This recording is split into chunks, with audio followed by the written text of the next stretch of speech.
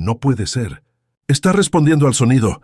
La enfermera retrocedió con las pinzas en la mano, mientras el pequeño heredero, sordo desde su nacimiento, giraba la cabeza hacia el pitido del monitor. El diminuto cristal extraído de su oído resplandecía bajo las luces del hospital rural. La tormenta azotaba los cristales, mientras los médicos intercambiaban miradas de asombro.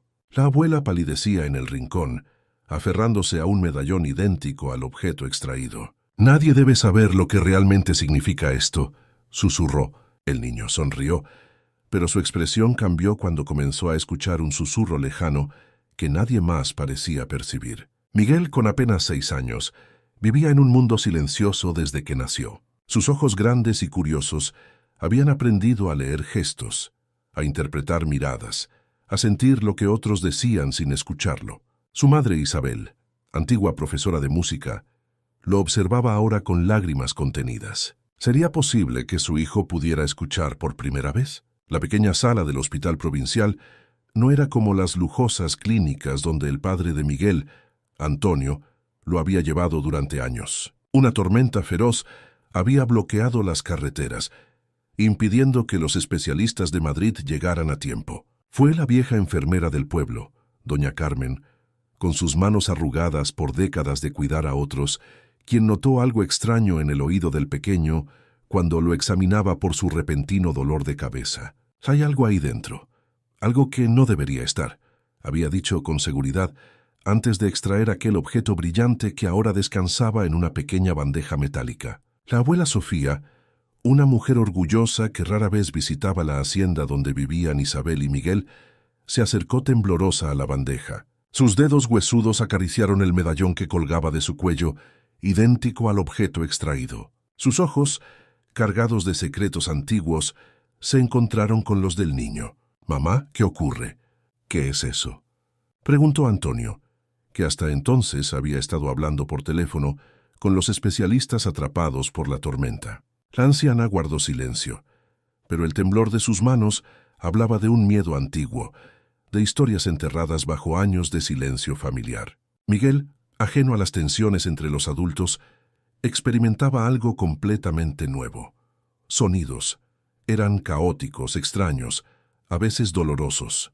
El pitido constante del monitor, las voces confusas, el rumor de la lluvia contra la ventana, pero también algo más, algo que parecía venir de muy lejos. Una melodía suave, como un llamado. Isabel se arrodilló frente a su hijo y pronunció su nombre por primera vez con la esperanza de ser escuchada. «Miguel». El niño la miró con sus ojos oscuros y brillantes. Una lágrima solitaria recorrió la mejilla del pequeño. No entendía la palabra, pero reconoció que aquel sonido venía de los labios de su madre, la enfermera Elena, quien llevaba meses trabajando con Miguel en la hacienda. Fue la única que notó cómo el niño giraba ligeramente la cabeza, no hacia su madre, sino hacia la ventana, como si escuchara algo en la distancia, algo que nadie más podía percibir. Afuera la tormenta arreciaba, y en la habitación, junto con la alegría del descubrimiento, crecía también una inquietud antigua. ¿Qué era realmente aquel cristal? ¿Por qué la abuela Sofía parecía tan asustada? Y sobre todo, ¿qué era aquella melodía lejana que solo Miguel parecía escuchar entre el caos de su nuevo mundo sonoro? La luz del amanecer se filtraba por las cortinas de la hacienda cuando Miguel despertó sobresaltado. Habían pasado 2 semanas desde aquella noche en el hospital provincial. 2 semanas de un mundo nuevo y abrumador. Los sonidos invadían su mente como visitantes impacientes. El canto de los pájaros, el crujir de la madera antigua, las voces de los trabajadores en los campos de olivos. A veces llevaba sus pequeñas manos a sus oídos, buscando el silencio que antes le acompañaba. Isabel lo observaba desde el umbral de la puerta, con el corazón dividido entre la alegría y la preocupación. Su hijo podía oír ahora, pero parecía perdido entre tantas sensaciones nuevas. Los especialistas de Madrid habían venido, examinado, teorizado y partido de nuevo, dejando tras de sí un diagnóstico impreciso, anomalía auditiva de origen desconocido, posiblemente resuelta por la extracción del objeto foráneo. El pequeño se levantó y caminó hasta la ventana. Desde allí podía ver los campos dorados bajo el sol andaluz, y más allá, el bosque de encinas que rodeaba la antigua cueva que tanto le intrigaba. Fue entonces cuando la escuchó de nuevo. Aquella melodía lejana que parecía llamarlo. No era como los otros sonidos. Era como si alguien cantara directamente dentro de su cabeza. «Buenos días, pequeño explorador», dijo Elena entrando a la habitación con una bandeja de desayuno. La joven enfermera había sido la única que no había mostrado sorpresa excesiva ante el milagro. En lugar de tratarlo como un fenómeno médico, siguió trabajando con él, enseñándole pacientemente a identificar los sonidos, a asociarlos con sus fuentes, a entender que esas vibraciones tenían nombres. «Hoy vamos a practicar con la música, ¿recuerdas? Tu madre tocará el piano, y tú podrás sentir cómo cada nota tiene su propio color», explicó Elena, usando simultáneamente el lenguaje de signos que habían compartido durante meses. Miguel asintió, pero sus ojos seguían fijos en el bosque. La enfermera siguió su mirada y frunció el ceño ligeramente. «¿Qué miras con tanta atención?», preguntó. El niño dudó un momento. ¿Cómo explicar que escuchaba una canción que parecía venir de las profundidades del bosque? ¿Cómo decir que sentía que alguien lo llamaba? Finalmente, hizo el signo de música y señaló hacia los árboles. Elena intercambió una mirada con Isabel, que acababa de entrar en la habitación. Ambas sentían que algo extraordinario estaba sucediendo, algo que iba más allá de la simple recuperación de un sentido. El teléfono sonó abajo, rompiendo el momento. Isabel salió para atender. Cuando regresó, su rostro mostraba una mezcla de irritación y resignación. Era Antonio. Viene en camino con un equipo de médicos de Suiza. Quieren hacer más pruebas. El rostro de Miguel se ensombreció. No entendía todas las palabras, pero reconocía el nombre de su padre y sabía lo que significaba. Más batas blancas, más luces en sus ojos, más manos frías tocando sus oídos. Este niño necesita adaptarse a su nueva realidad.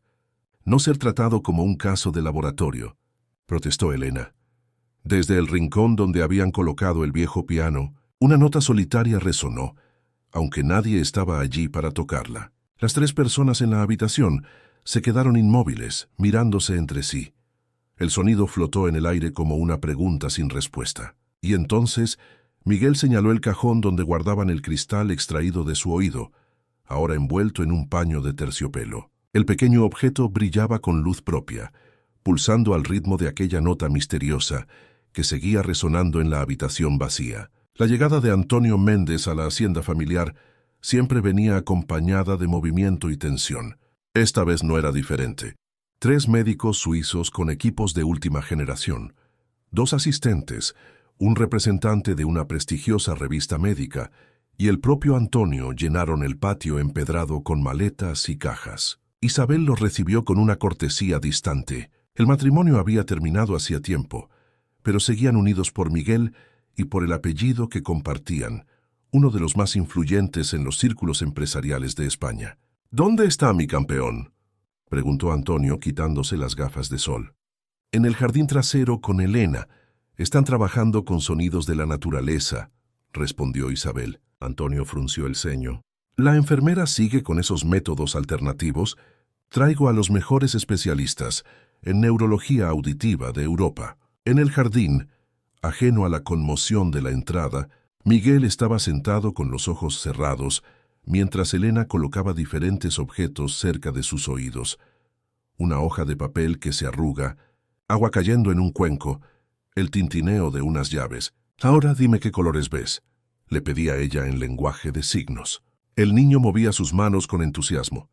«El papel es amarillo puntiagudo, el agua es azul ondulado, las llaves son naranja brillante con puntos rojos».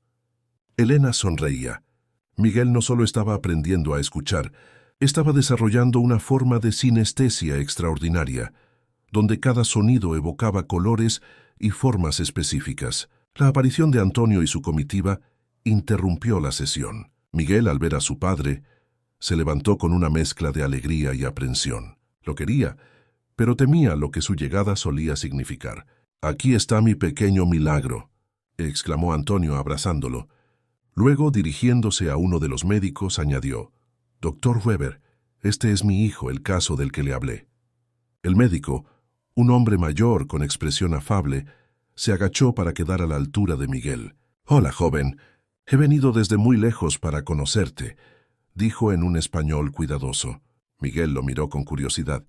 No entendía todas las palabras, pero algo en la voz del anciano le resultaba familiar, como si resonara con aquella melodía lejana que seguía escuchando en sus sueños. Durante la cena, mientras los adultos discutían sobre procedimientos y pruebas, Miguel permanecía absorto, moviendo ligeramente la cabeza como siguiendo un ritmo invisible. La abuela Sofía, que había decidido quedarse en la hacienda desde el incidente del hospital, observaba a su nieto con ojos llenos de preocupación. Cuando todos se retiraron a descansar, la anciana entró sigilosamente en la habitación de Miguel. Lo encontró despierto, dibujando extraños patrones en su cuaderno. «¿Qué dibujas, mi niño?», preguntó en un susurro. Miguel levantó el cuaderno. En él había representado ondas y espirales de colores que parecían moverse en la página. «Es la canción», explicó con signos sencillos. La abuela palideció. Sacó de su bolsillo el antiguo medallón que siempre llevaba consigo y lo colocó junto al dibujo. Los patrones coincidían perfectamente con los grabados en el metal. Con manos temblorosas, abrió el medallón revelando en su interior un fragmento de cristal idéntico al extraído del oído del niño. «No debería estar pasando tan pronto», murmuró para sí misma. «No estás preparado todavía». En ese momento, un trueno lejano retumbó en el cielo, a pesar de que era una noche clara y estrellada. El cristal en el medallón y el dibujo de Miguel brillaron simultáneamente con una luz azulada. La anciana cerró de golpe el medallón y se persignó. «Mañana debemos hablar con tu madre», dijo con urgencia. «Hay cosas que debes saber, que todos deben saber antes de que ellos vengan por ti». «¿Quién es, abuela?», preguntó Miguel con sus manos. Sofía miró hacia la ventana, donde las estrellas parecían parpadear en un patrón inusual, como si el cielo mismo estuviera enviando un mensaje en código. «Los que cantan entre los mundos», respondió con voz quebrada, «los que tu familia ha podido escuchar durante generaciones». La mañana trajo consigo el ajetreo de los preparativos médicos. En el salón principal, convertido improvisadamente en laboratorio, los especialistas suizos instalaban sus equipos mientras Antonio supervisaba cada detalle con la precisión de quien está acostumbrado a controlar su entorno. Isabel observaba desde la puerta con los brazos cruzados. Su intuición materna le decía que algo no estaba bien, no con los médicos y sus máquinas, sino con Miguel, con la abuela Sofía, con aquella extraña energía que parecía haberse instalado en la hacienda desde la extracción del cristal. «Señora Méndez, necesitamos comenzar con las pruebas auditivas avanzadas», anunció el doctor Weber. «Hemos desarrollado un protocolo específico para casos como el de su hijo». «No existen casos como el de mi hijo», respondió Isabel con suavidad pero firmeza, «y preferiría que esperáramos. Miguel parece intranquilo esta mañana». Antonio intervino. «Isabel, por favor, estos doctores han venido desde Ginebra específicamente para esto. El caso de Miguel podría revolucionar la neurología auditiva». Mientras los adultos discutían, Elena buscaba a Miguel por la casa. Lo encontró finalmente en la biblioteca, un espacioso salón con estanterías que llegaban hasta el techo, repletas de libros antiguos que nadie había abierto en décadas. El niño estaba de pie sobre una escalera, intentando alcanzar un viejo volumen encuadernado en cuero. «Miguel, ¿qué haces ahí arriba? Es peligroso», exclamó Elena apresurándose a sujetarlo. El pequeño señaló el libro con insistencia. Elena lo bajó para él. Tratado de Acústica y Fenómenos Sonoros Inexplicables por Hernán Méndez, fechado en 1786. En la portada, un grabado mostraba el mismo símbolo que aparecía en el medallón de la abuela. «¿Cómo sabías que estaba aquí?», preguntó Elena, sorprendida. Miguel se llevó las manos a los oídos y luego las extendió hacia el libro, intentando explicar que lo había escuchado. En ese momento, la abuela Sofía entró en la biblioteca. Al ver el libro en manos de Elena, se detuvo en seco. «Veo que lo ha encontrado», dijo con voz cansada. «Quizás sea lo mejor. Ya no podemos seguir ocultándolo». La anciana se acercó y tomó el pesado volumen. Sus dedos acariciaron la portada con familiaridad, como si fuera un viejo amigo. «Este libro fue escrito por tu antepasado, Miguel. Hernán Méndez, el alquimista, el primero de nuestra familia que entendió el don. ¿Y su precio?». Elena miró confundida a la anciana. ¿El don? ¿De qué está hablando, doña Sofía? La abuela abrió el libro en una página marcada con una cinta desgastada. Allí había un dibujo detallado de un oído humano, con anotaciones en los márgenes, y en el canal auditivo, la representación precisa del cristal que habían extraído a Miguel. Durante generaciones, algunos miembros de la familia Méndez nacen con la capacidad de escuchar lo que otros no pueden, explicó la anciana. Voces, melodías, llamados de... Otra parte.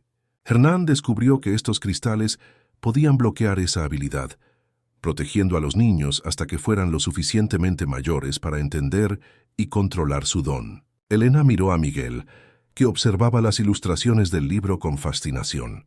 Está diciendo que Miguel puede escuchar cosas que no pertenecen a nuestro mundo, completó Sofía.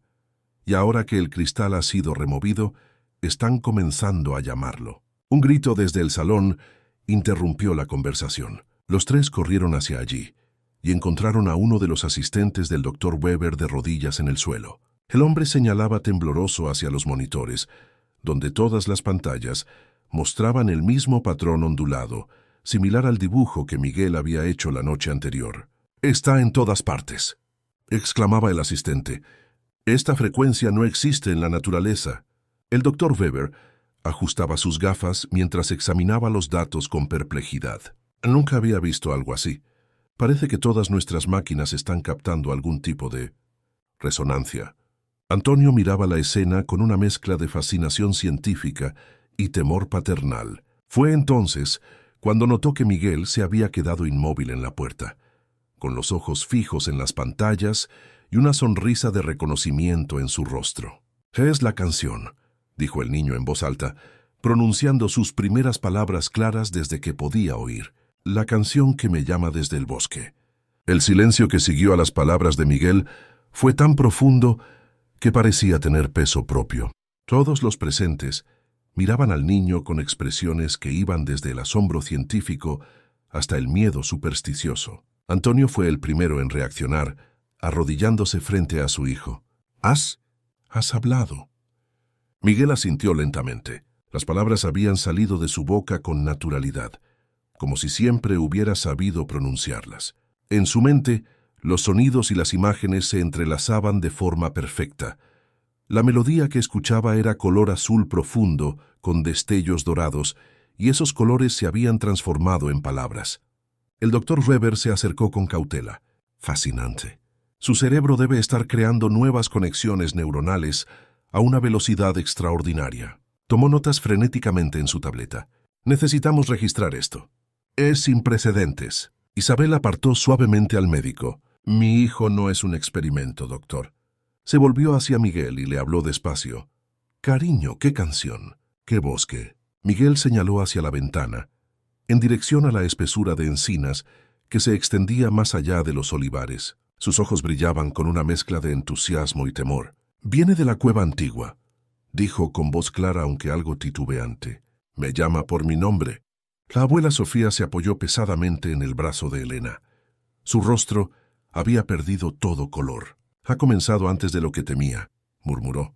«El llamado es más fuerte con este niño que con cualquier otro en generaciones». Antonio miraba a su madre con creciente irritación. «¿De qué estás hablando, mamá?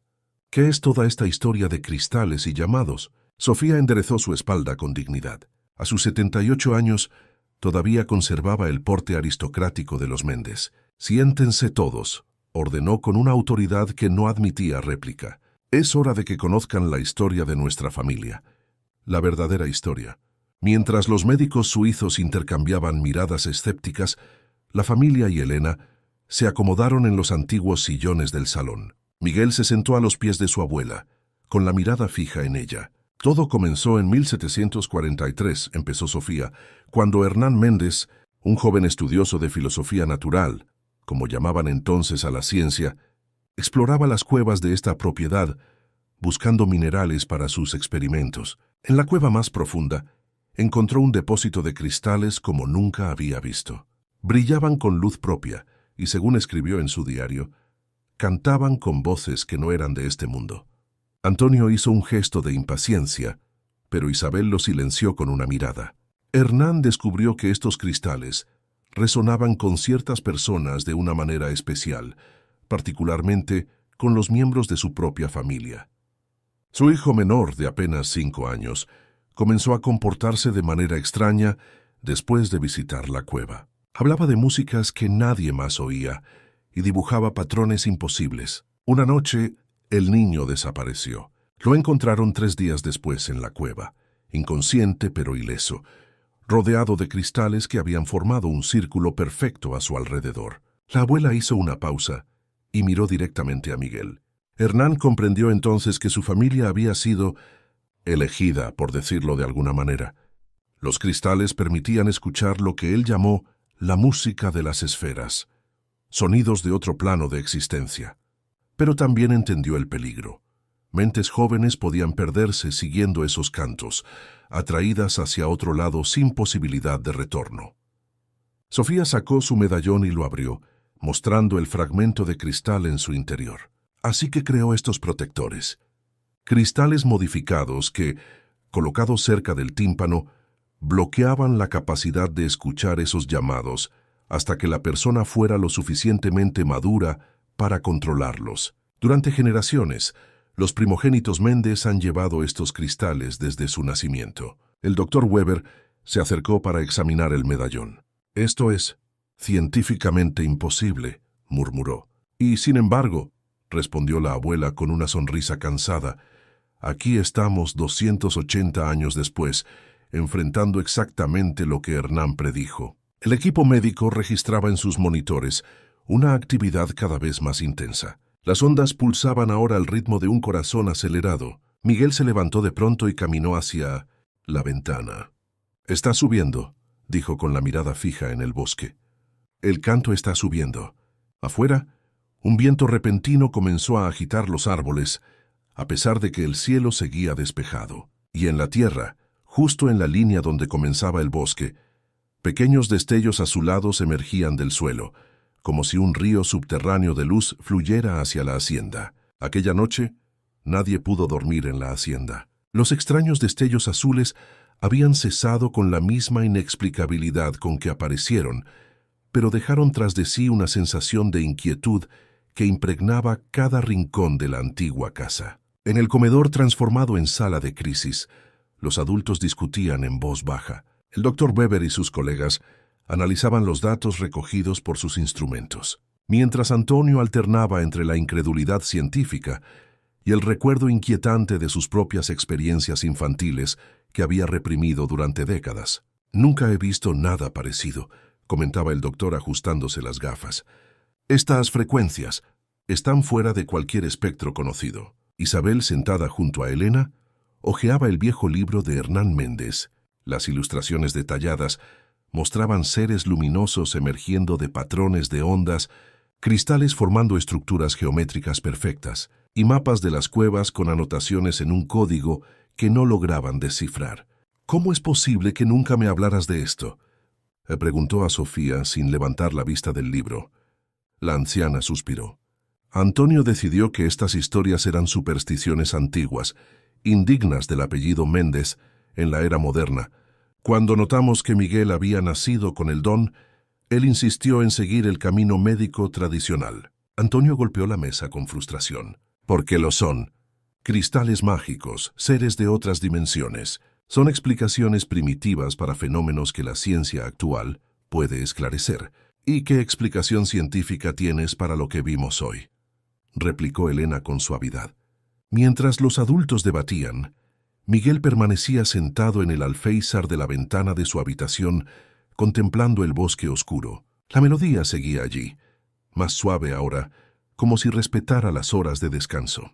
Era hermosa, una sinfonía de sonidos imposibles que dibujaban colores en su mente. Un suave golpe en la puerta lo sacó de su ensimismamiento. Era Elena, que venía a comprobar cómo estaba. «Deberías estar durmiendo, pequeño», dijo, sentándose a su lado. Miguel negó con la cabeza. «No puedo. La canción es más bonita por la noche». Elena lo miró con curiosidad. «¿Puedes describirla? ¿Cómo es esa canción que solo tú escuchas?». El niño cerró los ojos, concentrándose.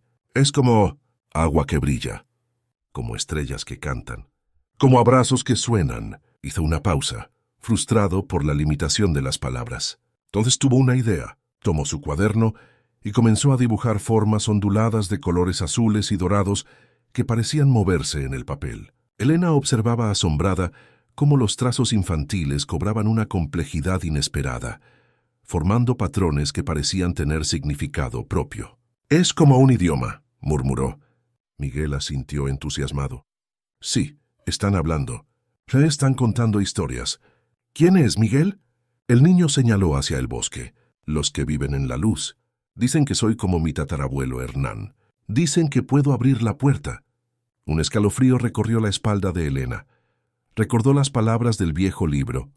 «El puente entre mundos se manifestará en el séptimo hijo del séptimo hijo, aquel que pueda traducir la música de las esferas en el lenguaje de los hombres». La enfermera tomó las manos del niño entre las suyas. «Miguel, esto es muy importante. Te piden que hagas algo. Te dicen que vayas a algún sitio». El pequeño asintió lentamente. «A la cueva. Dicen que en la cueva está la puerta y que solo yo puedo abrirla». Sus ojos se llenaron de lágrimas. «Pero tengo miedo, Elena.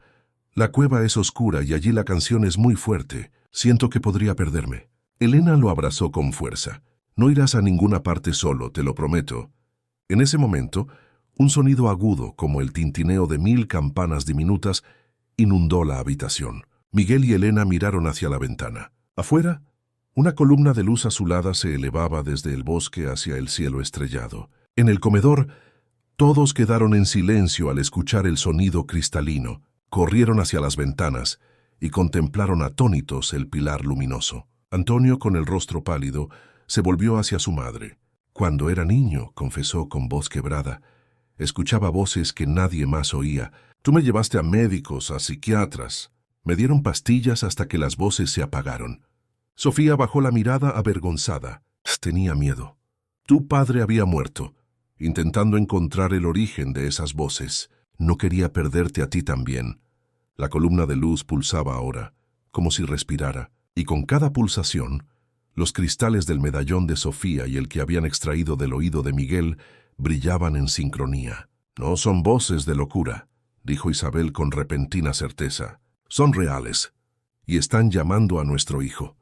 El amanecer llegó con una calma inquietante. La columna de luz se había desvanecido poco antes del alba, dejando tras de sí un círculo perfecto de hierba quemada en el límite del bosque. Los científicos suizos, después de una noche tomando muestras y registrando datos, habían pasado de la incredulidad al entusiasmo febril.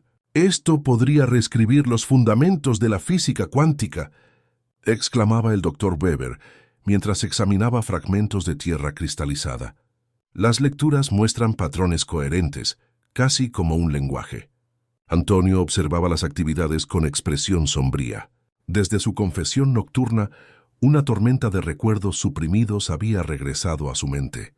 Las voces que escuchaba de niño, los sueños vívidos donde seres luminosos le hablaban, el miedo y la fascinación y, finalmente, el silencio impuesto por los tratamientos. Un silencio que había confundido con curación. En la cocina, Isabel preparaba chocolate caliente con la receta antigua de la familia, una tradición para momentos de crisis. Miguel, sentado a la mesa, dibujaba incansablemente en su cuaderno, página tras página de símbolos y ondas que fluían como un río de tinta. Elena entró con un fajo de papeles amarillentos. «Encontré estos documentos en la biblioteca, escondidos en un compartimento secreto detrás del retrato de Hernán». Isabel dejó la cazuela y tomó los papeles con cuidado. Eran cartas escritas en una caligrafía elegante, pero apresurada, fechadas en 1786. «Mi querido hermano», leyó en voz alta, «he conseguido establecer comunicación consistente con los seres de luz. No son ángeles ni demonios, como teme la Iglesia, sino viajeros de un plano que existe paralelo al nuestro, separado por lo que ellos llaman el velo». Miguel dejó de dibujar y miró a su madre con ojos brillantes. «¡El velo!», te exclamó. «Eso es lo que dicen. El velo se está haciendo fino cerca de la cueva». Isabel y Elena intercambiaron miradas preocupadas. La facilidad con que Miguel comprendía conceptos que ni siquiera habían sido mencionados ante él resultaba inquietante. La lectura continuó. Los cristales son la clave. Son fragmentos del propio velo, manifestados en nuestro mundo. Actúan como receptores y transmisores, permitiendo que la música de las esferas sea percibida por mentes preparadas. He descubierto que modificando su estructura, pueden también bloquear estas percepciones, protegiendo así a aquellos que, como mi hijo, nacen con sensibilidad excesiva antes de estar listos para comprenderla. La abuela Sofía entró en la cocina, apoyándose en su bastón. A la luz de la mañana, parecía haber envejecido 10 años en una noche. «Hay algo más que deben saber», dijo con voz cansada. «Algo que no les conté anoche». Todos la miraron expectantes. La anciana se sentó pesadamente y acarició el cabello de Miguel con ternura. «Cada generación de nuestra familia ha tenido su guardián, aquel que mantiene el equilibrio entre los mundos, que comprende la música y protege a los nuevos portadores del don». Hizo una pausa recuperando el aliento. «Y yo soy la guardiana actual. Y según la tradición, debo transmitir el conocimiento cuando el próximo guardián se manifieste». «¿Y ese es Miguel?», preguntó Isabel con un hilo de voz. Sofía asintió lentamente. «Los signos son inconfundibles. La rapidez con que aprende, la intensidad de su conexión, incluso la forma en que el cristal fue expulsado de su oído. Su cuerpo lo rechazó porque su don es demasiado fuerte para ser bloqueado». «Es solo un niño», protestó Isabel. «Lo sé», respondió Sofía.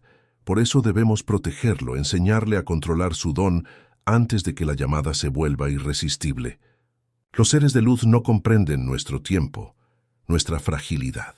Para ellos Miguel ya es el puente que esperan desde hace siglos». El pequeño había retomado su dibujo, ahora trazando lo que parecía un mapa detallado de las cuevas. A pesar de nunca haber estado allí, cada túnel, cada cámara aparecía con precisión imposible. «¿Qué quieren estos seres de luz?», preguntó Elena observando el dibujo con fascinación. «Conocimiento, principalmente», respondió Sofía. «Según los escritos de Hernán, son estudiosos, observadores. Vienen a nuestro mundo para entender, para compartir. Pero su presencia, su energía, puede ser abrumadora para mentes no preparadas. Por eso se comunican solo a través del puente». Un grito desde el jardín interrumpió la conversación. Todos corrieron hacia la ventana. Uno de los asistentes del doctor Weber señalaba hacia el bosque con expresión de pánico. Una bruma azulada avanzaba entre los árboles, moviéndose contra el viento, directamente hacia la hacienda. Miguel se puso de pie, con los ojos fijos en la bruma. «Están impacientes», dijo con una voz extrañamente madura. «El velo se está rasgando y necesitan que alguien lo repare antes de que sea demasiado tarde». «¿Demasiado tarde para qué, cariño?», preguntó Isabel arrodillándose frente a él. El niño la miró con ojos que parecían contener siglos de sabiduría. «Para ambos mundos, mamá. Si el velo se rompe completamente, nuestras realidades se fusionarán y ninguna sobrevivirá». La bruma azulada se detuvo en el límite exacto de la propiedad, como si una barrera invisible le impidiera avanzar más. Fluctuaba y pulsaba, formando ocasionalmente siluetas casi humanas que se deshacían antes de definirse completamente. Antonio había ordenado la evacuación del personal científico, pero el doctor Weber se negó rotundamente a marcharse. «Estamos presenciando el descubrimiento del siglo», argumentó con ojos febriles. «Posiblemente el primer contacto confirmado con una inteligencia no humana». En el salón principal, convertido ahora en centro de operaciones, la familia y sus aliados más cercanos celebraban un improvisado consejo de guerra. Sobre la mesa antigua descansaba el libro de Hernán, junto a las cartas recién descubiertas y los dibujos de Miguel. Según estos documentos, explicaba Elena, que había pasado horas traduciendo los textos más crípticos, el velo entre mundos se debilita naturalmente en ciclos de aproximadamente 250 años. El último gran debilitamiento ocurrió en tiempos de Hernán, quien logró repararlo mediante un ritual que involucró los cristales y algo que él llama el canto del puente. «¿Y ahora estamos en otro ciclo de debilitamiento?», preguntó Isabel. «Eso parece», asintió la enfermera. «Pero hay algo más». Señaló un pasaje específico en el diario de Hernán. Él menciona que la extracción accidental del cristal protector de su hijo aceleró el proceso. El cristal no solo protegía al niño, sino que también fortalecía el velo desde nuestro lado. Todas las miradas se dirigieron a Miguel, que permanecía inusualmente quieto, contemplando la bruma a través de la ventana. «La historia se repite», murmuró Sofía. Cuando vi que habían extraído el cristal del oído de Miguel, supe que comenzaría de nuevo, pero no esperaba que fuera tan rápido, tan intenso. Antonio golpeó la mesa con frustración. «Esto es absurdo. Estamos hablando de dimensiones paralelas y velos místicos como si fueran hechos científicos comprobados». «¿Y cómo explicas eso?», replicó Elena, señalando hacia la bruma que ahora formaba perfectos anillos concéntricos, desafiando todas las leyes de la física atmosférica. El doctor Weber, que tomaba fotografías compulsivamente, intervino.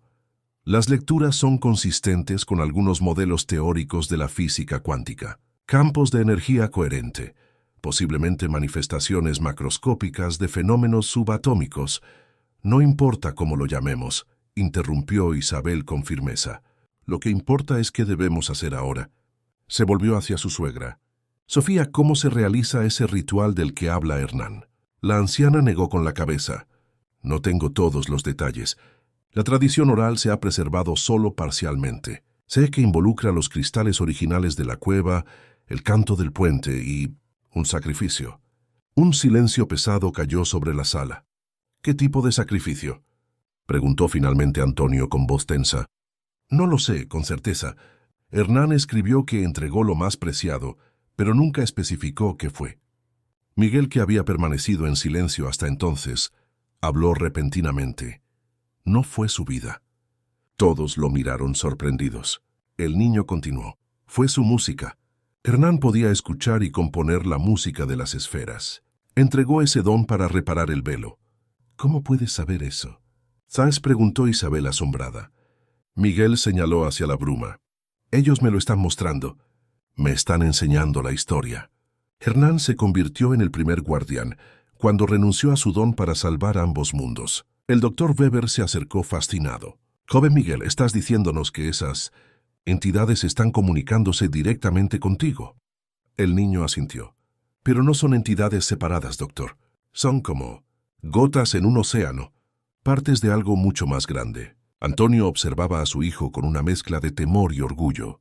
Recordó súbitamente un momento de su propia infancia, un instante fugaz antes de que los tratamientos comenzaran, cuando también había sentido esa conexión con algo vasto e incomprensible. «Tenemos que ir a la cueva», dijo Miguel con repentina urgencia. «El velo se está rasgando más rápido ahora. Puedo sentirlo. No voy a permitir que mi hijo entre en esa cueva», protestó Isabel. «Mamá», respondió Miguel con una madurez impropia de sus 6 años, «soy el único que puede arreglarlo, como Hernán antes que yo». Afuera, la bruma comenzó a girar más rápidamente y el suelo tembló ligeramente bajo sus pies. En la mesa, los cristales, tanto el extraído del oído de Miguel como el del medallón de Sofía, comenzaron a brillar con intensidad creciente. «No tenemos mucho tiempo», advirtió la abuela. «Si el velo se rompe completamente, ambos mundos colapsarán en un caos de energías incompatibles». Antonio e Isabel intercambiaron una mirada larga, una conversación silenciosa entre dos personas que, a pesar de sus diferencias, compartían el amor por su hijo. «Iremos todos», decidió finalmente Antonio, «pero necesitamos un plan. No podemos simplemente improvisar un ritual del siglo XVIII». Miguel se acercó a la mesa y extendió su cuaderno. En la página abierta había dibujado un mapa preciso de la cueva, con una cámara central marcada con un símbolo brillante. Junto al mapa, una serie de símbolos formaban lo que parecía ser una partitura musical. «Esta es la canción que debo cantar», explicó con sencillez. «Y este es el lugar donde el velo es más delgado». Levantó la mirada hacia sus padres con ojos llenos de una extraña mezcla de miedo infantil y antigua sabiduría. «Pero tengo que advertirles algo. Para reparar el velo tendré que entregar parte de mi don, como hizo Hernán». «¿Qué significa eso exactamente?», preguntó Elena con preocupación. Miguel tocó suavemente su oído, del que habían extraído el cristal. «Significa que volveré a mi silencio, al menos por un tiempo. El camino hacia las cuevas estaba marcado por fenómenos imposibles, flores que florecían y se marchitaban en segundos, pájaros que volaban en patrones geométricos perfectos, el tiempo mismo pareciendo estirarse y contraerse como un acordeón cósmico. El pequeño grupo avanzaba en silencio, Miguel al frente, guiando con la seguridad de quien conoce el camino de memoria, a pesar de no haberlo recorrido nunca. Sus padres flanqueándolo protectoramente, Elena y la abuela Sofía detrás, y cerrando la marcha, el doctor Weber, que no cesaba de tomar notas y muestras, murmurando teorías científicas cada vez más elaboradas para explicar lo inexplicable. En el bolsillo de su chaqueta, Antonio llevaba los 2 cristales conocidos, el extraído del oído de Miguel y el del medallón de Sofía. Brillaban con intensidad creciente a medida que se aproximaban a las cuevas, emitiendo un zumbido suave que solo Miguel parecía escuchar claramente. «Están despertando», comentó el niño. «Reconocen su hogar».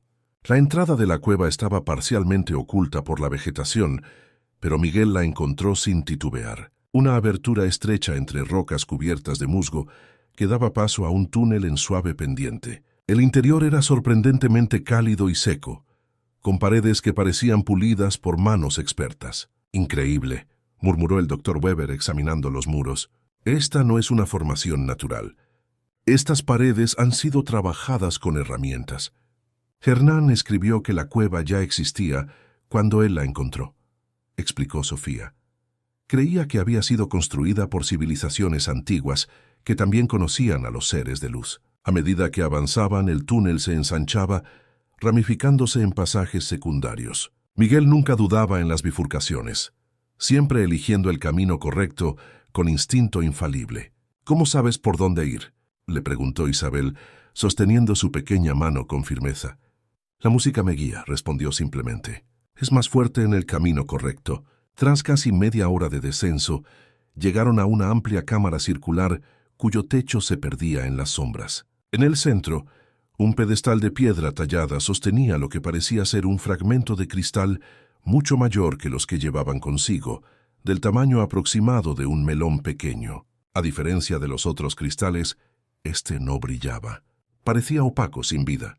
«El corazón del velo», murmuró Miguel acercándose reverentemente. Las paredes de la cámara estaban cubiertas de símbolos idénticos a los que el niño había dibujado en su cuaderno. Formaban líneas que parecían fluir como pentagramas musicales alrededor de toda la estancia. «Son las mismas inscripciones que aparecen en el libro de Hernán», confirmó Elena, iluminando las paredes con su linterna. Antonio sacó los cristales de su bolsillo. Ahora brillaban con tal intensidad que iluminaban toda la cámara con una luz azulada pulsante. Miguel los tomó con cuidado. «Tengo que colocarlos junto al grande», explicó, «y luego cantar la canción». «¿Estás seguro de esto?», preguntó Isabel, arrodillándose para mirar a su hijo a los ojos. «Si hay otra manera», Miguel negó con la cabeza. «Es la única forma, mamá. El velo se está rompiendo». «¿No lo sientes?». Y de hecho todos podían sentirlo ahora. Una vibración en el aire, en la piedra, en sus propios cuerpos, como si la realidad misma estuviera temblando.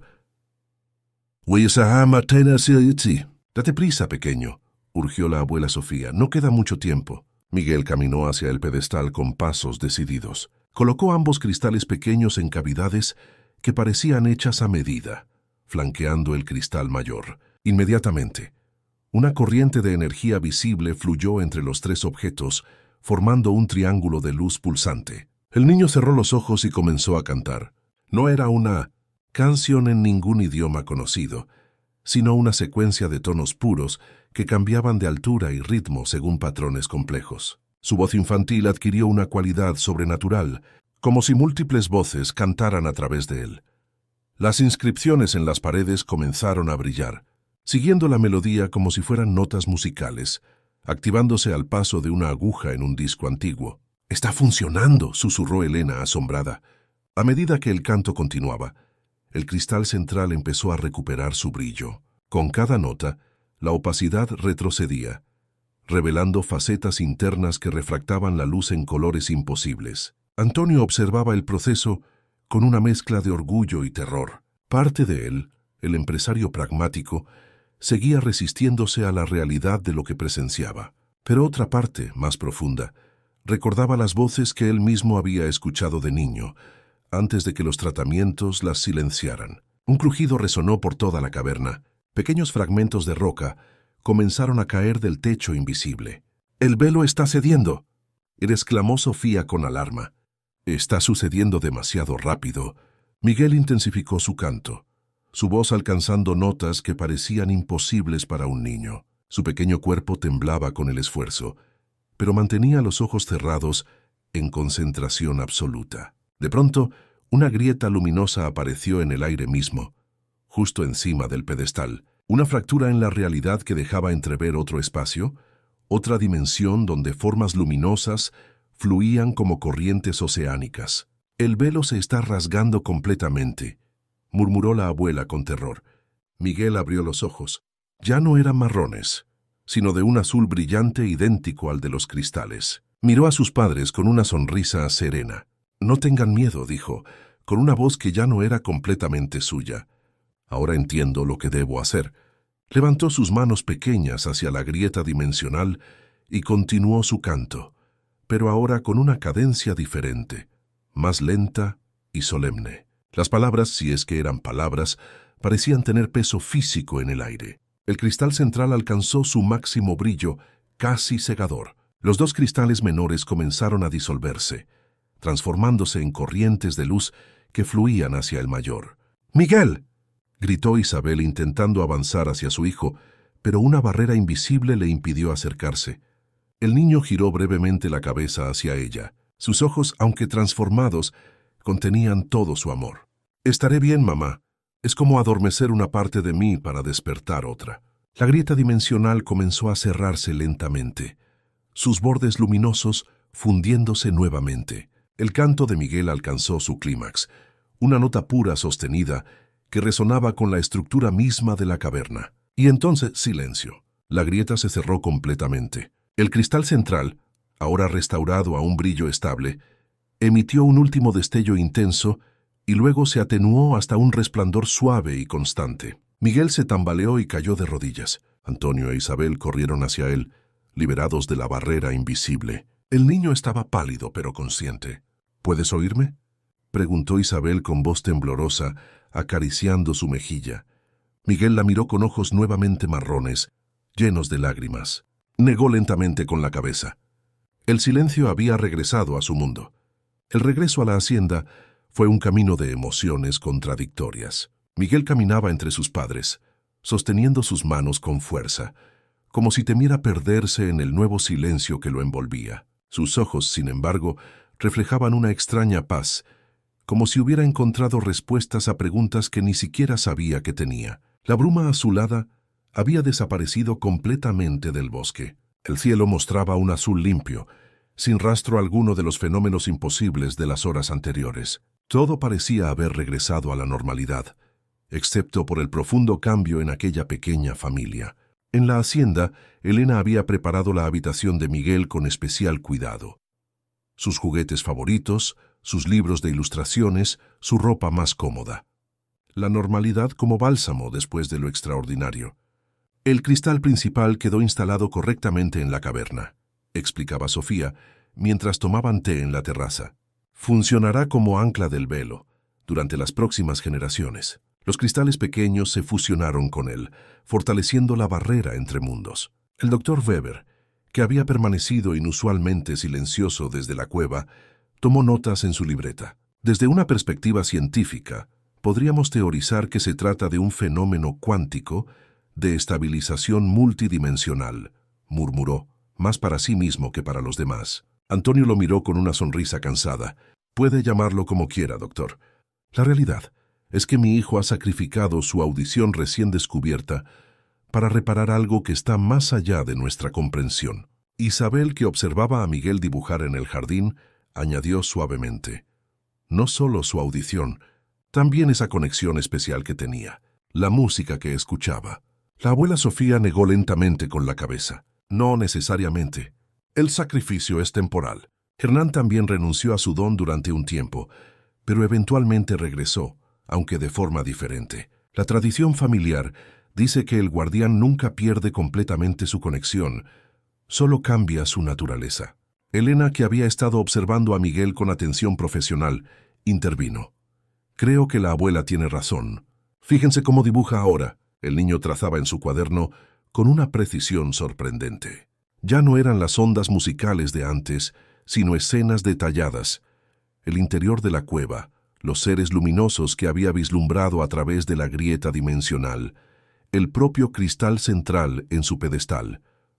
Imágenes que parecían recuerdos perfectamente preservados. Su mente está procesando la experiencia, explicó Elena, y lo hace de forma extraordinariamente clara. Es como si hubiera ganado una forma diferente de percepción al perder la audición. Antonio se levantó y caminó hacia su hijo. Se sentó silenciosamente a su lado, observando los dibujos. Miguel levantó la mirada y sonrió al reconocerlo. Sin palabras le ofreció el cuaderno. La página mostraba un retrato perfecto de Antonio cuando era niño, escuchando las mismas voces que él había suprimido durante tantos años. Era un recuerdo que el padre nunca había compartido. Una imagen que Miguel no podía haber conocido.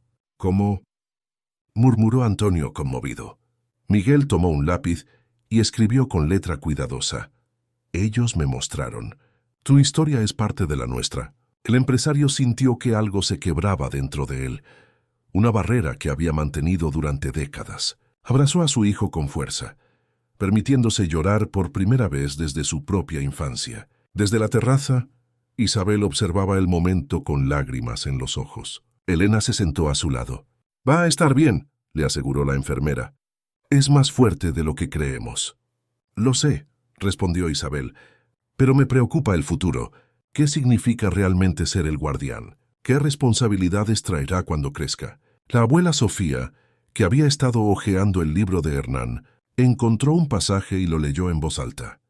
El guardián no lleva una carga, sino un privilegio. Ser el puente entre mundos que la mayoría ni siquiera sabe que existen.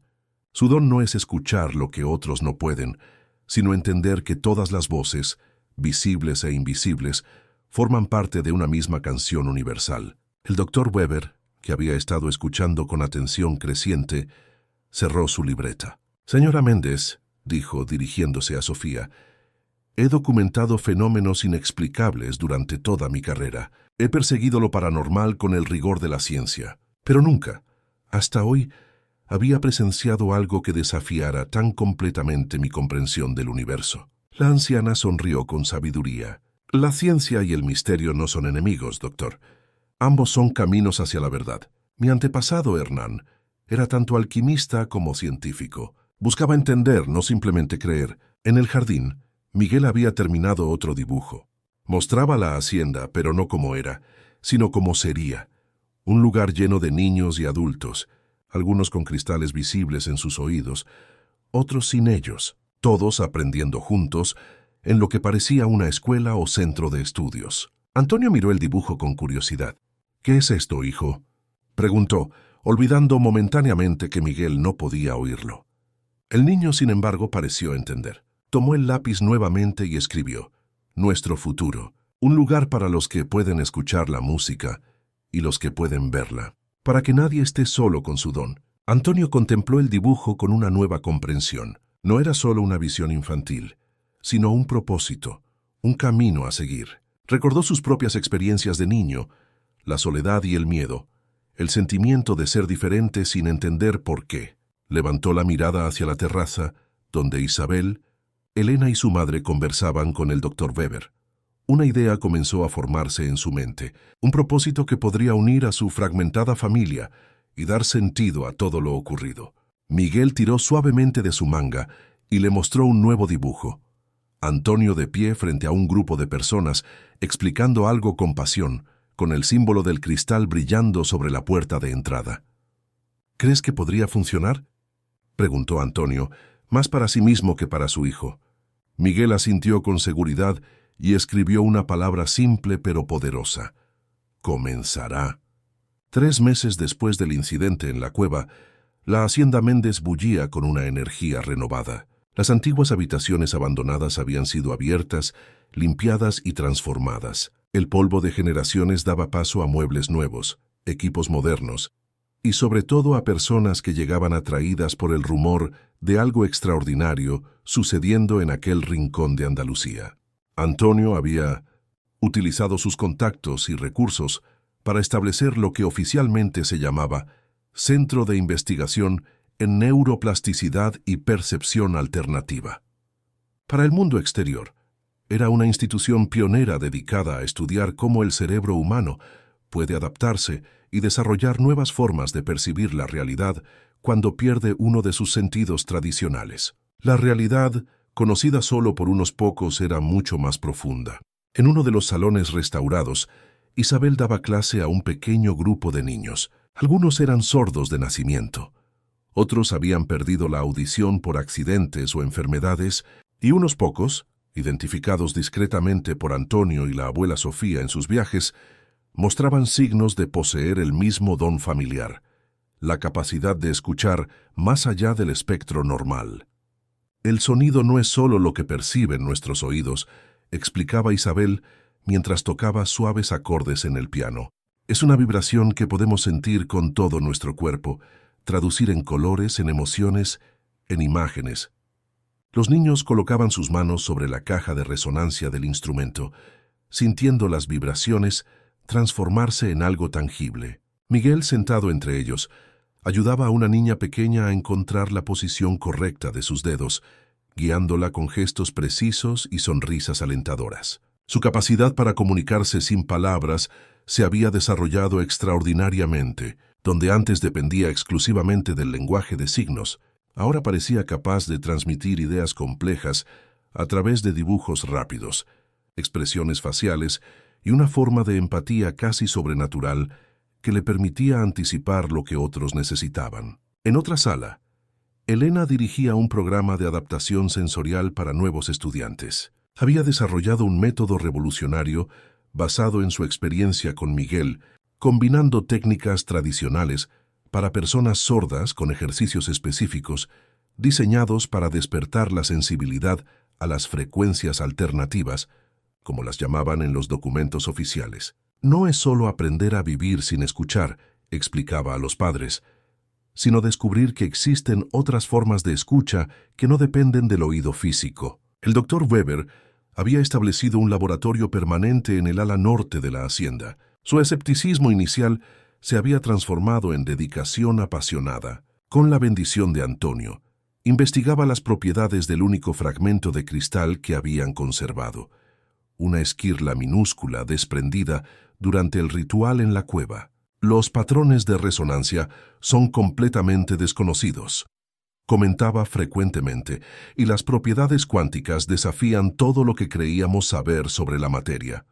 La abuela Sofía había encontrado un nuevo propósito como guardiana del conocimiento ancestral. Transcribía meticulosamente los viejos diarios de Hernán a formatos digitales. Catalogaba la colección de libros antiguos sobre acústica y fenómenos paranormales y se reunía regularmente con Miguel para enseñarle las tradiciones que algún día sería su responsabilidad preservar. Una tarde particularmente luminosa de primavera, mientras los niños jugaban en el patio empedrado, Antonio e Isabel se encontraron solos en la terraza, observando el paisaje andaluz que se extendía hasta el horizonte.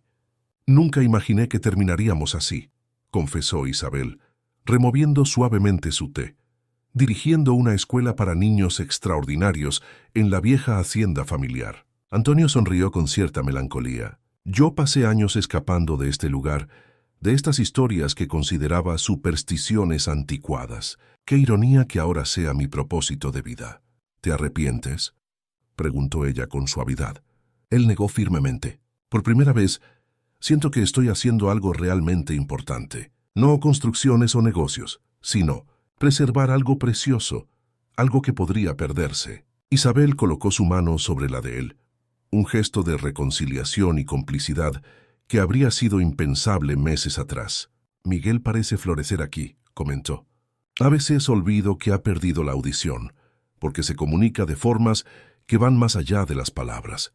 En el patio, como si hubiera sentido que hablaban de él, Miguel levantó la mirada hacia sus padres. Sus ojos, profundos y serenos, parecían contener una sabiduría impropia de sus 6 años. Levantó la mano en un saludo que era también una señal de que todo estaba bien. «He estado pensando», dijo Antonio después de un momento, «en ampliar el centro. Hay familias contactándome desde toda Europa, padres confundidos por lo que les sucede a sus hijos, buscando respuestas que la medicina tradicional no puede darles. ¿Crees que todos ellos tienen el mismo don que nuestra familia?, preguntó Isabel. No todos, pero algunos sí, y los demás, bueno, merecen un lugar donde ser comprendidos, no solo diagnosticados. Abajo, en el patio, uno de los niños nuevos tuvo una crisis repentina. Se cubrió los oídos y comenzó a llorar desconsoladamente, aunque no había ningún ruido perceptible. Era un patrón que habían visto antes. El primer contacto con las frecuencias alternativas, abrumador y descontrolado. Antes de que los adultos pudieran intervenir, Miguel se acercó al niño. Con una calma sorprendente, tomó sus manos y las colocó sobre las sienes del pequeño afectado. Luego cerró los ojos, como concentrándose intensamente. Poco a poco el niño se calmó. Sus sollozos cesaron y su respiración se normalizó. Cuando Miguel finalmente abrió los ojos, el otro niño lo miraba con asombro y gratitud. ¿Viste eso?, susurró Isabel impresionada. Antonio asintió lentamente. Está canalizando el don de una forma diferente. No puede escuchar la música, pero puede sentirla y ayudar a otros a manejarla. En ese momento, un cuervo solitario se posó en la barandilla de la terraza. Era un animal inusualmente grande, con plumas que reflejaban tonalidades azuladas bajo el sol. Sus ojos, curiosamente inteligentes, se fijaron en Antonio e Isabel antes de emitir un graznido que sonó casi como palabras. Los cuervos eran los mensajeros favoritos de Hernán, comentó la abuela Sofía, que acababa de unirse a ellos en la terraza. Creía que podían viajar entre los mundos y traer noticias del otro lado del velo. El ave ladeó la cabeza, como si entendiera sus palabras, y luego alzó el vuelo nuevamente. En lugar de alejarse, comenzó a trazar círculos sobre el patio, cada vez más bajos hasta descender junto a Miguel. El niño, sin mostrar sorpresa ni temor, extendió su brazo. El cuervo se posó en él con delicadeza, acercó su pico al oído del pequeño y pareció susurrarle algo. Isabel se levantó alarmada, pero Sofía la detuvo con suavidad. «Observa», dijo simplemente. Miguel escuchaba, no había otra palabra para describir su actitud atenta, lo que fuera que el cuervo le estaba comunicando. Su rostro pasó de la curiosidad a la comprensión, y finalmente a una sonrisa luminosa. Cuando el ave terminó, el niño asintió con seriedad y le acarició las plumas con reverencia. El cuervo alzó el vuelo nuevamente y desapareció en dirección al bosque. Miguel corrió hacia la terraza, sus ojos brillantes de excitación.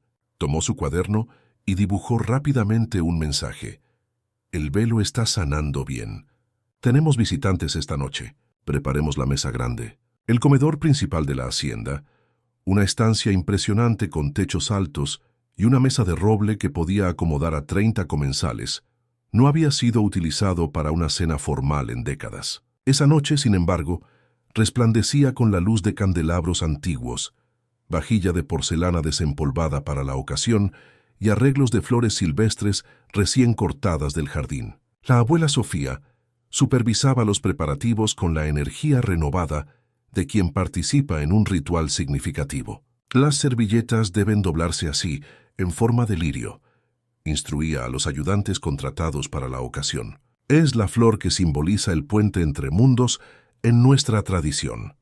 Isabel, mientras tanto, había pasado la tarde en la cocina preparando platos tradicionales españoles, siguiendo recetas centenarias encontradas en los diarios de la familia. «No entiendo por qué tanto protocolo», comentaba a Elena mientras removía una cazuela humeante. «Miguel simplemente escribió que tendríamos visitantes, no mencionó a la realeza». Elena, que ayudaba picando hierbas frescas, sonrió misteriosamente. «Creo que los invitados son más importantes de lo que imaginas.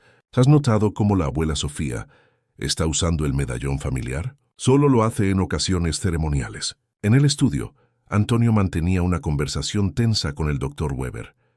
«Esta noche es una oportunidad única», insistía el científico. «Si realmente vienen visitantes del otro lado, necesitamos registrar todo. Sensores, cámaras, grabadoras». Antonio negó con firmeza. «Precisamente por eso no habrá equipos esta noche, doctor. No es un experimento científico, sino un encuentro diplomático. Confíe en mí. Esto es más importante que cualquier dato que podamos recoger». A las afueras de la hacienda, en el límite donde comenzaba el bosque, Miguel permanecía sentado en silencio sobre una roca plana. Sus ojos estaban cerrados, su respiración pausada. Aunque no podía escuchar con sus oídos, una parte de él percibía las vibraciones sutiles del aire, la tierra, las plantas a su alrededor. No era sonido, sino algo más profundo, más primitivo, la sensación de presencias aproximándose. Cuando abrió los ojos, el sol comenzaba a ponerse, tiñendo el cielo de tonalidades doradas y púrpuras. Y allí, justo donde la luz del atardecer besaba las primeras sombras del bosque, vio las siluetas. Eran 3 figuras que avanzaban con gracia inusual.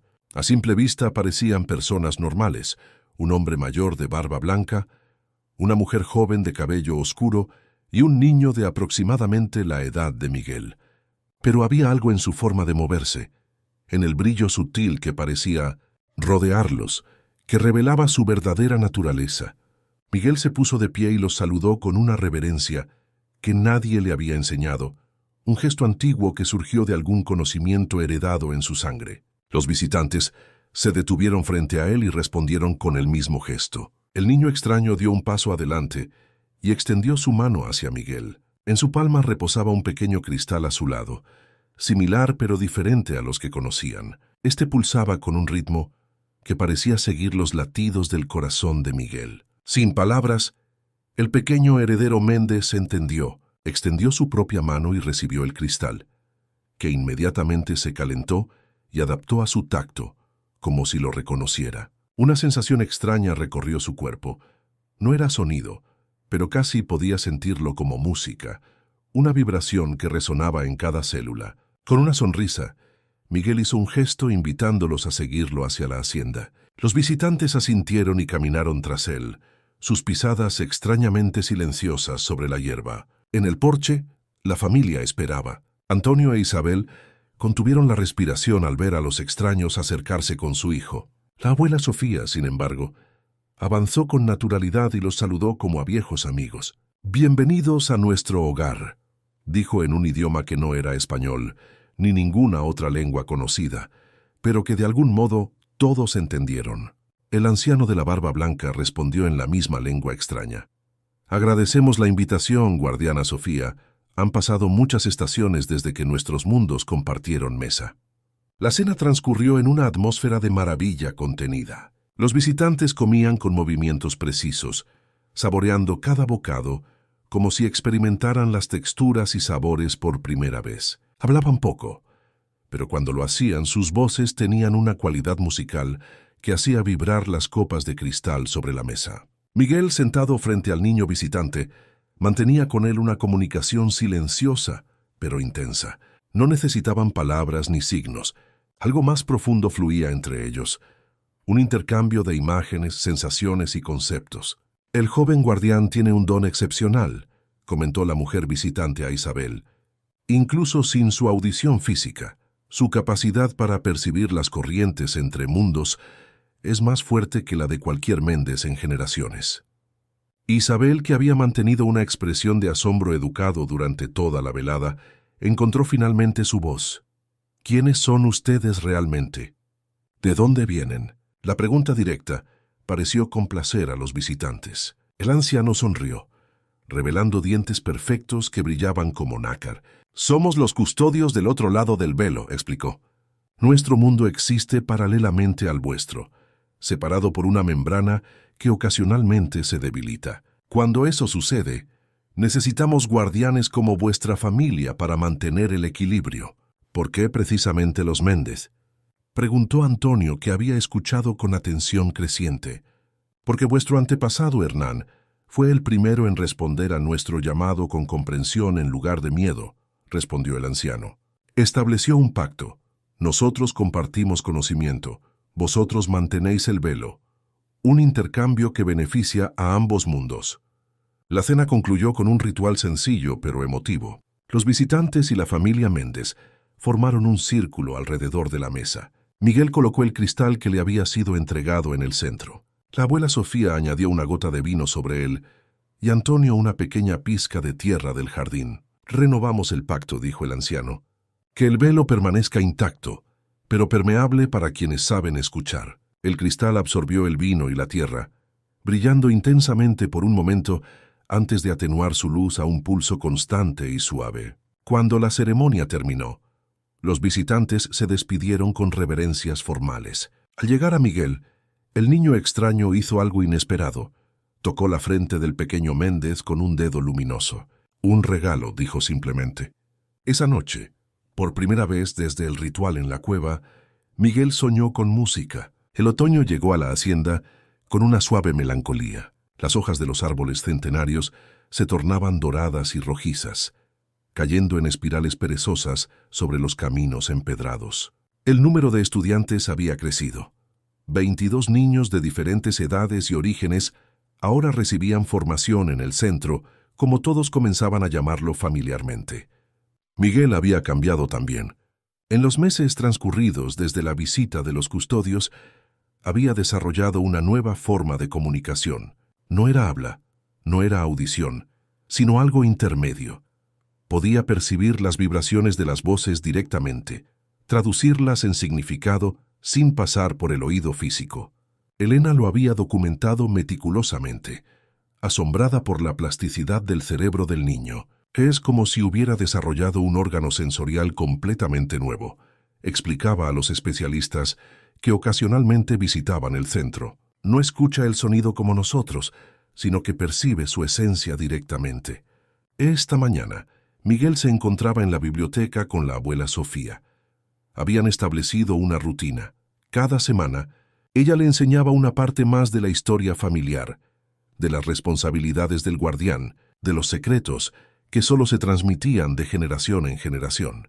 El cristal que te entregó el niño custodio es muy especial, explicaba la anciana, señalando el objeto que ahora Miguel llevaba en un pequeño bolsillo cosido especialmente en todas sus camisas, siempre cerca de su corazón.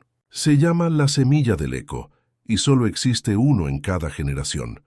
Miguel asintió, sintiendo la suave pulsación del cristal contra su pecho. Desde que lo había recibido, sus sueños estaban llenos de música, aunque al despertar no podía reproducirla. Era como si una parte de él recuperara durante la noche lo que había sacrificado en la cueva. ¿Qué significa?, preguntó con sus manos. La abuela sonrió. Significa que los custodios te han reconocido no solo como guardián, sino como intérprete. Es un honor poco común, Miguel. El último intérprete en nuestra familia fue el propio Hernán. El niño inclinó la cabeza, pensativo. Luego tomó su cuaderno y escribió: «Por eso puedo sentir lo que otros sienten.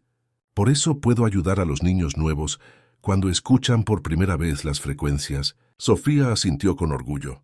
Exactamente. El guardián protege el velo, pero el intérprete traduce los mensajes que cruzan entre mundos. Es un puente viviente. En el jardín, Isabel y Antonio discutían los planes de expansión del centro. La demanda había crecido tanto que la hacienda, a pesar de su tamaño, comenzaba a quedarse pequeña. Podríamos rehabilitar las construcciones anexas, sugería Antonio, señalando viejos graneros y casas de trabajadores abandonadas. Con una inversión moderada, duplicaríamos nuestra capacidad. Isabel, que había asumido la dirección pedagógica del centro, contemplaba los planos con expresión pensativa. No es solo cuestión de espacio, Antonio. Necesitamos más personal especializado. Elena no puede seguir ocupándose de todos los casos especiales. He estado considerando una posibilidad, respondió él con cautela. Sacó de su carpeta un documento oficial. Es una propuesta de colaboración de la Universidad de Salamanca. Quieren establecer un programa de investigación en percepción alternativa con nosotros como centro piloto. Isabel examinó el documento con sorpresa. «Les has contado solo lo que pueden entender desde una perspectiva científica», aseguró Antonio. «Nada sobre el velo, los custodios o los cristales. Para ellos, estamos desarrollando técnicas revolucionarias para personas con discapacidad auditiva». Ella sonrió reconociendo la inteligencia de la estrategia. Bajo esa cobertura académica respetable, podrían continuar su verdadera misión: encontrar y proteger a los niños que, como Miguel, nacían con el don de escuchar más allá del espectro normal. El Dr. Weber se unió a ellos, cargando una tablet con gráficos complejos. Disculpen la interrupción, pero creo que deberían ver esto. Mostró la pantalla donde varias líneas onduladas formaban patrones regulares. Son lecturas de actividad cerebral de Miguel durante el sueño, comparadas con las de otros niños con el don. Hay algo extraordinario ocurriendo. Los tres caminaron hacia el laboratorio, mientras Weber explicaba su descubrimiento. Todos los niños con el don muestran actividad inusual en la corteza auditiva durante el sueño, incluso aquellos que son clínicamente sordos. Pero Miguel amplió una sección del gráfico. Miguel muestra actividad simultánea en regiones cerebrales que normalmente no están conectadas. Es como si su cerebro estuviera creando nuevas redes, nuevos caminos. En la biblioteca, ajena a estas discusiones, la abuela Sofía había sacado un objeto envuelto en tela de terciopelo azul. Lo colocó sobre la mesa con reverencia. «Ha llegado el momento de mostrarte esto», dijo a su nieto. Hernán lo llamaba el traductor, y solo puede ser utilizado por un intérprete. Desenvolvió el objeto, revelando una esfera metálica del tamaño de una naranja pequeña, decorada con los mismos símbolos que aparecían en las paredes de la cueva. En el centro había un hueco perfectamente circular. Miguel la observó fascinado. «Tu cristal», indicó Sofía señalando el que el niño llevaba junto al corazón, «encajará perfectamente en este espacio». Con manos cuidadosas, Miguel extrajo la semilla del eco de su bolsillo y la acercó al hueco en la esfera. Antes incluso de tocarla, ambos objetos comenzaron a vibrar en sincronía, emitiendo un zumbido suave que incluso Sofía podía percibir. El traductor convierte la música de las esferas en algo que todos pueden comprender, explicó la anciana. Con él podrás compartir lo que percibes con aquellos que no tienen el don. Miguel insertó el Living Dion, cristal, en el hueco. Encajó perfectamente, como si hubieran sido creados como partes de un todo. La esfera cobró vida, girando lentamente sobre la mesa sin que nadie la tocara, emanando un resplandor azulado que iluminó la biblioteca con reflejos danzantes. Y entonces sucedió. Un sonido, una música surgió del objeto. No era un sonido ordinario, sino algo que parecía existir simultáneamente dentro y fuera de quien lo escuchaba. Notas imposibles se entrelazaban en melodías que evocaban colores, texturas, emociones. Para asombro de Sofía, Miguel sonreía con lágrimas en los ojos. Por primera vez desde el ritual en la cueva, estaba escuchando, realmente escuchando, la música que antes solo percibía en sueños. La puerta de la biblioteca se abrió de golpe. Isabel, Antonio y el doctor Weber se quedaron paralizados en el umbral, bañados por la luz azul y envueltos en aquella música sobrenatural. «Dios mío», susurró Isabel, avanzando lentamente hacia su hijo. «¿Puedes oírlo, Miguel? ¿Puedes oír la música?» El niño asintió radiante. Tomó las manos de su madre y las colocó sobre la esfera giratoria. Isabel jadeó al sentir las vibraciones recorrer su cuerpo, transformándose en imágenes, sensaciones, conocimiento puro. Por un instante fugaz pero perfecto, todos en la habitación experimentaron el mundo como Miguel lo hacía. Un tejido vibrante de conexiones, donde el sonido era solo una manifestación de algo mucho más profundo y universal. «El traductor funciona», murmuró la abuela Sofía con voz temblorosa por la emoción. «Después de tantas generaciones, por fin tenemos un intérprete capaz de compartir la música con todos nosotros». Antonio, siempre pragmático incluso en los momentos más extraordinarios, fue el primero en comprender las implicaciones. «Esto cambia todo», dijo con voz queda.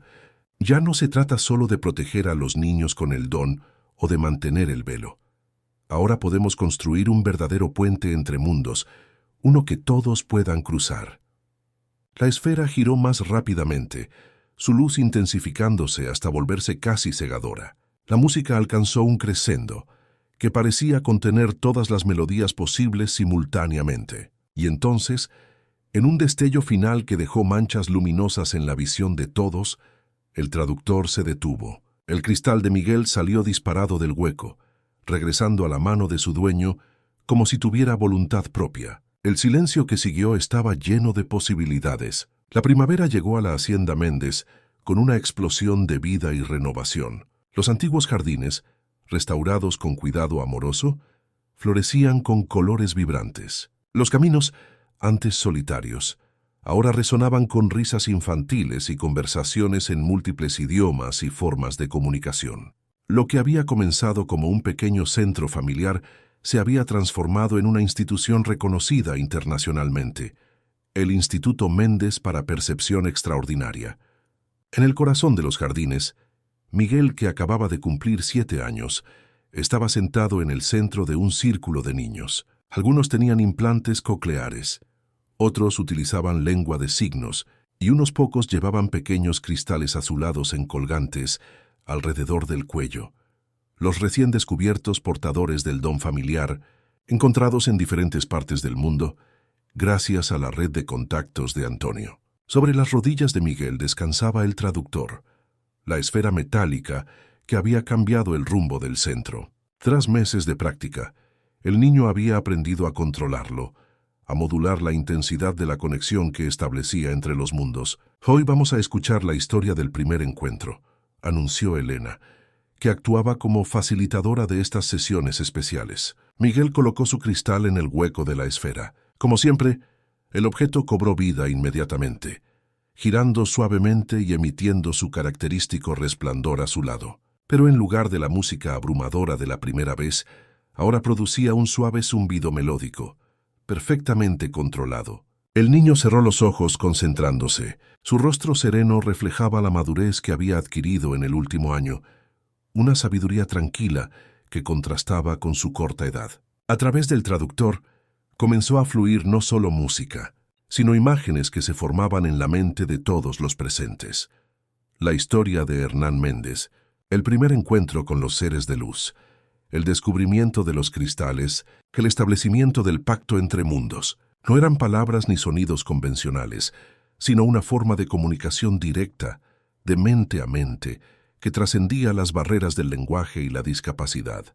Desde una ventana del segundo piso, Isabel observaba la escena con una mezcla de orgullo maternal y asombro científico. A su lado, Antonio revisaba los planos para la nueva ala del instituto, diseñada específicamente para investigación interdimensional. La Universidad de Salamanca ha confirmado su participación en el proyecto, comentó señalando una sección de los planos, y hemos recibido solicitudes de colaboración de instituciones de 6 países diferentes. Isabel sonrió, recordando los días no tan lejanos en que luchaban solos contra la condición de Miguel, viajando de especialista en especialista, sin encontrar respuestas. ¿Quién hubiera imaginado que llegaríamos tan lejos?, murmuró. La abuela Sofía, que ahora utilizaba una elegante silla de ruedas debido a su salud deteriorada, se unió a ellos en la ventana. Hernán lo imaginó, dijo con voz débil pero llena de satisfacción. Está todo en sus diarios. La visión de un lugar donde los mundos pudieran encontrarse en armonía, donde el don fuera considerado exactamente eso, un don, no una carga o una enfermedad. En el jardín, Miguel había concluido la historia. Los niños se dispersaban lentamente, algunos comentando con entusiasmo lo que acababan de experimentar, otros en silencio reflexivo. El pequeño guardián permaneció sentado, recuperando energías. Estas sesiones, aunque controladas, seguían exigiendo mucho de él. Elena se acercó y se sentó a su lado. «Lo has hecho muy bien hoy», le dijo con signos y palabras simultáneamente, una costumbre que habían adoptado todos en el centro. «Tu control mejora cada día». Miguel sonrió y escribió en su tableta digital. «La música es más clara ahora. Puedo elegir qué partes compartir y cuáles guardar». Había desarrollado una forma mixta de comunicación. Utilizaba lenguaje de signos para conversaciones cotidianas, escritura para conceptos más complejos, y el traductor para experiencias que trascendían las palabras convencionales. «¿Has tenido noticias de nuestros amigos?», preguntó Elena, refiriéndose discretamente a los custodios. Miguel asintió y señaló hacia el bosque. Desde aquella cena memorable, los visitantes del otro lado del velo habían mantenido contacto regular, aunque siempre sutil.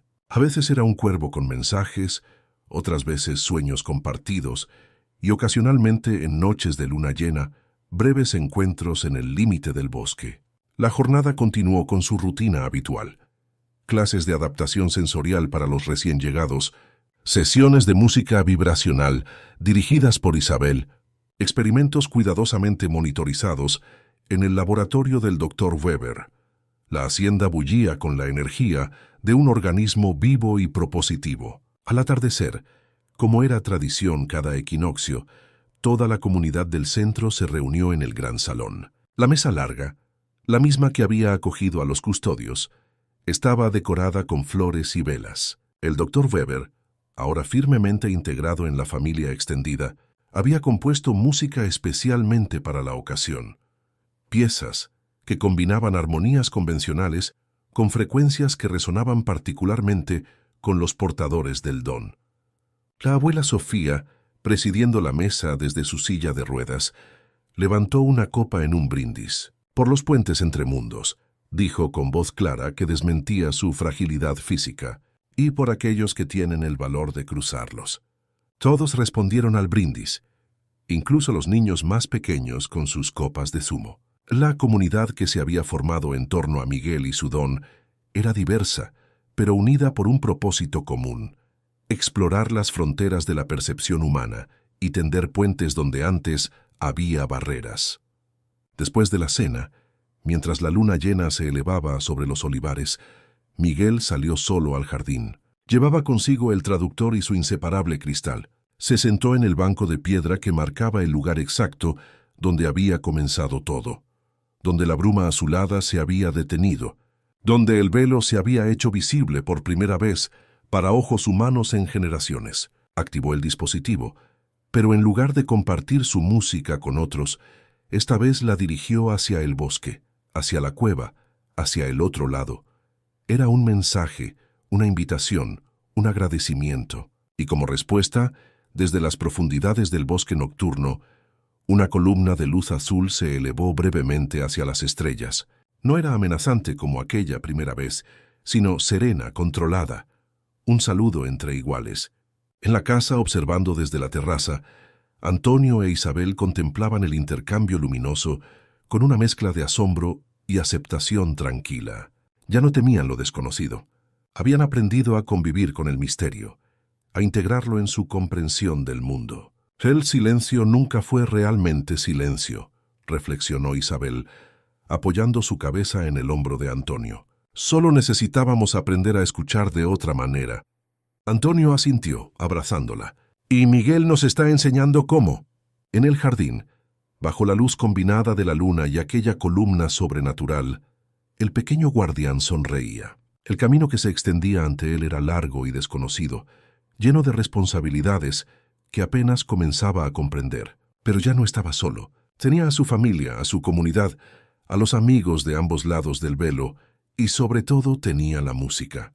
No importaba si la escuchaba con sus oídos o con su corazón, estaba allí, vibrando en cada átomo del universo, esperando ser traducida para aquellos dispuestos a escuchar. Con ese pensamiento reconfortante, Miguel guardó el traductor y regresó a la casa iluminada, donde su historia, como la música que solo él podía percibir completamente, continuaba desplegándose, nota a nota, momento a momento, en una sinfonía que trascendía los límites de lo conocido.